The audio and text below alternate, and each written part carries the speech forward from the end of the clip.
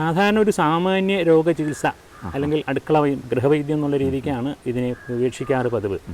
അങ്ങനെ വരികയാണെങ്കിൽ ഈ ദുഷ്ടജന്തുക്കൾ കടിക്കുകയോ അല്ലെങ്കിൽ കഴിച്ചുണ്ടാകുന്ന വ്രണങ്ങൾ കരിയാനോ ആ വിഷാംശത്തെ കളയാനൊക്കെ ഈ തുളസി ഇലയും മഞ്ഞളും കൂടെ അരച്ചു പുരട്ടാറുണ്ട്. തുളസി ഇലയും വേപ്പിൻ്റെ ഇലയും കൂടെ അരച്ചു പുരട്ടാറുണ്ട്.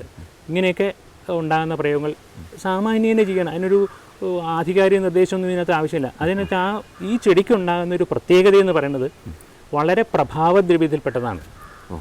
അതായത് അത് ഏതിനോട് യോജിച്ചാക്കുന്നതിനും അത് അതിൻ്റേതായ ഗുണവും മറ്റതിൻ്റെ ഗുണത്തെയും ഒരേപോലെ കൊണ്ടുപോയി നടക്കുന്നതുകൊണ്ട് ആർക്കും ഉപദ്രവം ഉണ്ടാവില്ല. കഴിക്കുന്നവർക്കും ചെടിക്കോ മറ്റു കാര്യത്തിനോ ഉപദ്രവം ഇല്ലാത്തതുകൊണ്ടാണ് ഇത്തരം ചികിത്സയ്ക്ക് പ്രാധാന്യം വരുന്നത്. അളവില്ല, എങ്ങനെ വേണമെങ്കിലും ആവാം. അത് അധികം ഒരു സാമാന്യ തത്വം നമ്മൾ എല്ലാത്തിനും ഉപയോഗിക്കുന്ന പോലെ തന്നെ കുറച്ച് വ്രണമുള്ള സ്ഥലത്ത് ഇത് വെളിച്ചെണ്ണ കാച്ചി ഉപയോഗിക്കാം. തുളസിയിലയും മഞ്ഞളും കൂടി ഇട്ട് വെളിച്ചെണ്ണ കാച്ചി ഉപയോഗിക്കാം. അല്ലെങ്കിൽ തുളസിയിലയും വേപ്പിൻ്റെ ഇലയും കൂടെ അരച്ച് പുരട്ടാം. നീരിനും നല്ലതാണ്, വിഷാംശത്തെ കളയാനും വളരെ നല്ലതാണ്.